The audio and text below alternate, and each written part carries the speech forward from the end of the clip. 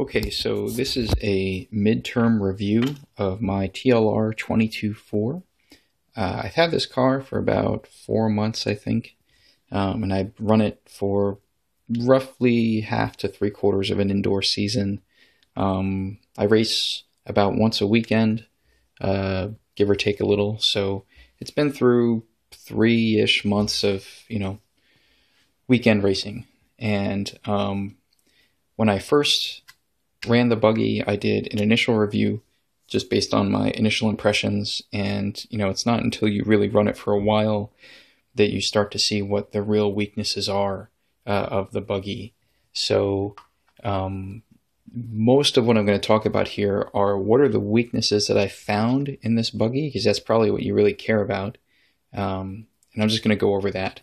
But before I really get into all the complaining, I just want to maintain that this is a really good buggy to drive.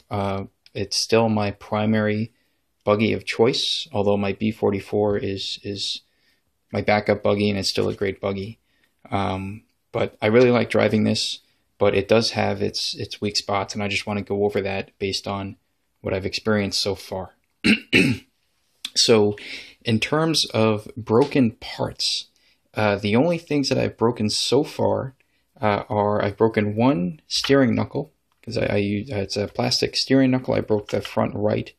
I can't remember how I did that, but it was in some kind of a crash. I think I landed a jump very poorly. I didn't actually even notice it until I took the car off the track, because it actually broke kind of in the middle here between the top and bottom. So it actually stayed together during the rest of the run. But I did break one of those, and that happens from time to time. There's no big deal. I did break one front arm, but only one. So far, normally with four-wheel buggies, the front arms are kind of fragile and they tend to break a lot, but I've only broken one, despite this car experiencing plenty of tumbles. I have landed jumps wrong on several occasions. And actually, just to get into that for a second, the way this buggy jumps is very different from a B44. The B44 is still my standard for, how to define a drivable buggy and a buggy that jumps well and everything. This 22.4 generally requires you to land the car level. If you go off of a jump and the car's a little sideways like this, it doesn't really like landing sideways. The B44, you can land sideways and it's okay. But this, if you land sideways or a little off or something, it really doesn't like that. And it will probably tumble and you can risk breaking parts. So if you go off of a jump and maybe the jump face is a little crooked and that sets the car up going a little sideways like this, you have to blip the throttle midair to straighten the car out. Otherwise, you risk a really bad landing. So most of the time when I've broken parts, it's been because of bad landings. So I've broken a knuckle, I've broken one arm, I broke a front belt. So far, that's the only belt that I've had problems with. The center belt's okay, the rear belt's okay. For whatever reason, I have no idea why, one of the front belts, or the front belt, had just snapped. So I did break that. I broke 2 front universals, I'll get into that in a minute, and 1 rear universal at the wheel axle. So before I get to the universals, let me get to the belts for a moment. Just to recap, the rear belt is a 3mm pitch belt with adjustable tension. The center belt and the front belt are the same exact belt with a 2mm pitch. The center belt has adjustable tension, and the front belt, you cannot adjust the belt tension. So the rear belt's fine. I have not had to adjust the belt tension so far. It's been, just no problems, perfectly fine. I have not had to rebuild the rear diff or anything. Center belt's okay. The front belt, occasionally on like heavy braking, I do hear it skip a little bit. And you can try to alleviate that by loosening the slipper. And I do try to run the slipper a little on the conservative side to preserve these 2mm pitch belts. But if you run the slipper too loose, then you won't have enough punch going off of big jumps and you won't be able to clear those jumps. So it's a bit of a trade-off. I did already wear down a set of slipper pads. I had to replace those because I think I ran it too loose. But getting back to the front belt, I'm not sure why it snapped. Maybe it was just skipping too much and then it just decided to snap. But when I took the front gearbox apart to replace the belt, the diff pulley looked okay. The center drive pulley looked okay. They didn't look like they were particularly worn out. But in fairness, with 2mm pitch belts, because the teeth are shallower on that finer pitch than on the 3mm pitch belts, the actual teeth on the pulleys themselves are also shallower, so it's more difficult to tell whether or not there's actual wear on those pulleys. But as far as I've been able to tell so far, they haven't worn significantly, or I don't really notice significant wear. So somehow the belt snapped. Now, if you want to replace those 2mm pitch belts, the front up option is to go and buy a whole new set of 22/4 belts, and Losi does sell a set of two fronts and one rear belt. And depending on where you get those belts from, I think from A-Main or Stormer, there's somewhere around $25 or $26 for that set. That's a bit much. So if you search on eBay, you may be able to find a better deal. I think I found a set on eBay for like $21. But there's also, you can go to Tough Racing. They make belts for, some of the vintage cars. They also make belts for the 22/4. You could try to go to Polybelt or SDP-SI.com. Those are timing belt companies. They make timing belts for industrial applications. They may have 2mm pitch belts of the appropriate tooth count and width for these guys. Although the thing is with RC cars, the belt widths are either 3 or 4 millimeters wide generally, and those are a little bit narrower than a standard timing belt. So you may have to search a little harder to find belts from timing belt manufacturers, from industrial timing belt manufacturers that are suitable replacements for RC belts. There's another place in Taiwan. Let me just go over here. I got it right here. I found these on eBay. They're called Mitt. Go to rcmitt.com, or you can actually just find them on eBay, and they make belts for the 22/4. And these are 2mm pitch. I ordered a set of 3. You can order as many as you want. And they're like, I think $5 a belt. So for $15 or so, I get 3 belts. And these are, I think they're reinforced belts. And they do look pretty strong. So whenever these belts snap again, I'll just throw these in and see how they are. So this is a cheaper alternative. And it does take a while because it ships from Taiwan. But it's worth doing, I think, just to try it out. So we'll see how these go. Hopefully I won't have to use these. Hopefully these belts will last longer this time around. But in any case, that has been a bit of a problem. I have had to rebuild the front diff once. I had to flip over the thrust plates. They wore pretty fast. But since that rebuild, the front diff has felt okay. It hasn't gotten grindy or anything like that. Although it is worth noting that to get to the diff is a bit of an operation. You have to take out a couple of screws at the bottom, a couple of screws at the top just to take all of this off. And you can do that and get the diff out. But there's all this stuff going on here with the steering rack and this little sort of hollow open piece that separates the top and bottom of the belt. And it all gets kind of messy just to take the pulley out. So putting it all back together is a bit of gymnastics. Unless you want to just tear the whole thing apart and make it easier to put everything back together. So it's I wouldn't say it's difficult to service the front diff. Getting to it is not too big of a problem. Just putting everything back together is a bit of a challenge sometimes. Now, if you need to take out this front belt, that means you also need to take off this center cover because you have to pick up the front lace shaft. You need to take out the center cover to do that. But to take out the center cover, with the stock setup, you also have to take off the rear cover because the center cover has a little lip in the plastic part that slots under the rear belt cover. So that's kind of a pain in the butt.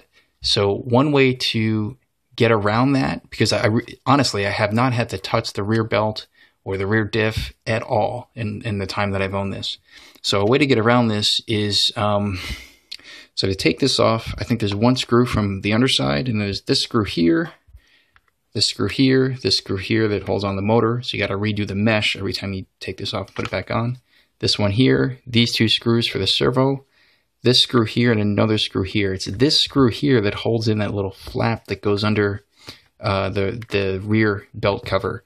So whenever you manage to take this off, just Dremel out that lip, so that you only leave enough material to mesh, so that the plastic is flush against this belt cover, but nothing that actually tucks under it. That way you can just take this cover off without even touching the rear belt cover. It makes it a lot easier to service, this belt or anything having to do with the slipper clutch or the front diff or the front belt. So it's a nice little trick. One of my friends taught me that he did with his 22.4. So I think that should do it for the belts. I covered the slipper. I covered the front hinge pin brace. I have yet to break this.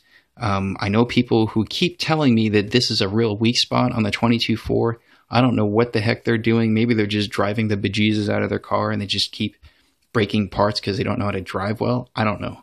But I haven't had problems with this front hinge pin brace snapping. I do have a spare just in case, but I have not yet had a problem with it. So that's okay. Okay, and before I get to the drivetrain, a little bit about the suspension. I mentioned before that the front springs, the silver springs, it's a 3.2 pounds per inch rate.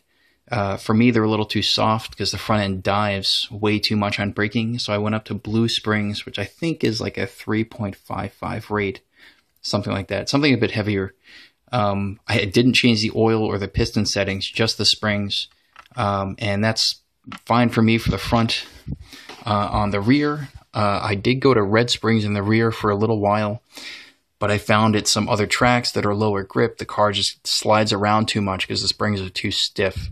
So what I did is I went back to the stock yellow springs and put in the optional rear sway bar with the pink sway bar. I think that's the thickest sway bar. And this helps quite a lot with handling. It made a big difference on lower grip tracks because you can use softer springs, but still take care of the chassis roll with the anti-roll bar. So I definitely recommend picking up the sway bar kit if you haven't already. I don't use a sway bar at the front. I personally don't feel like I need it. I know some people who do use it. The car feels fine without it for me, but at least I definitely give the rear sway bar a chance. Okay, so I got that. There was something else right, steering rack. So I may have talked about this before in the initial review, that some people, have issues with this horn here snapping or the actual steering rack breaking because there's no integrated servo saver in this rack. It's all a solid piece. And this horn here mounts onto the steering rack with a square kind of a mount. And what some people have had problems with is that square tends to strip out. And so to fix that, so to speak, they just get the aluminum steering rack. And if they get the aluminum steering rack around the plastic horn, then they break the plastic horn. So then they get the aluminum horn. So now you end up spending something like $40 or $50 for those aluminum pieces. And personally, I don't think that's very useful. I mean, these spare racks, even though they're plastic, they're pretty cheap. They're $10 or so. So I'd rather stick with the plastic parts. I have yet to break either this horn or the rack. Fingers crossed, I hopefully won't break those for a while, but I have not had a problem with those. Again, this really just comes down to driving smart. If you drive like an idiot, you're going to break parts. So drive smart, you won't have problems breaking the rack or the horn or the front hinge pin brace. Now on to the universals. The 22.4 universals are, if I really have to be honest, I don't think they're very good. I've broken 3 so far. So the first time I broke a universal piece was in the rear. I landed a jump sideways, just like this. And I just didn't have enough time to straighten the car out on the landing. It landed sideways. I heard a pop. And what ended up happening was at the part of the axle where the threading stops and the axle begins, it snapped right there. And I guess that's a weak spot on this type of axle. So I had to get a new rear universal. Now the problem with these universals is that they're kind of expensive. One pair of universals Again, depending on where you get them, I think they're in the high 20s to low 30s per pair. And if they're that weak, I think it's kind of a ripoff. Likewise, for the front, I have on 2 occasions broken the front universal joint. And it was twice in one day that I did this. So again, you land a jump wrong, it puts significant pressure on the universal joint or the wheel axle, and you can end up snapping either the wheel axle itself or the universal joint if you land the jump sideways too often. So, and the front universals are just as expensive as the rears, give or take a bit. So even if you search on eBay, these are still not cheap. And if they break this often, I just don't think it's worth it. So especially considering that you can get the MIP shiny CVDs for this kit, and they're less expensive. They're still not cheap. They're just less expensive than the Losi universals. And the CVDs should be much more reliable. I have almost never had problems with CVDs or CVAs because the actual joint itself isn't these 2 kind of pins that move, that define the universal movement. It's actually, well, let's see, you got this little circular piece that a pin slots through, and then you got a grub screw that locks the pin down. And I've never had problems with that one drive pin snapping or anything like that. The only problems I've ever had with CVAs is maybe like the dog bone itself snaps. If the dog bone bends or something and you put a lot of pressure on it, it might snap right here. But that's, I've only very rarely had issues with that. But with these universals, in 4 months of owning this, I've snapped 3 of them so far. So if you ever do snap these, go get the MIP CVDs. I think they're going to be a better replacement. I just put these CVDs together, so I haven't had a chance to run them yet, but I don't suspect the car will behave any differently. If anything, you might be able to adjust a little bit more on how much forward bite you have, because with CVDs, because you have that grub screw tightening down against the drive pin that slots through the universal joint, if you make that grub screw tighter, you can actually induce a little bit of bind in the universal joint at high deflection angles. And so when you apply throttle, that bind will force the universal to try to straighten out.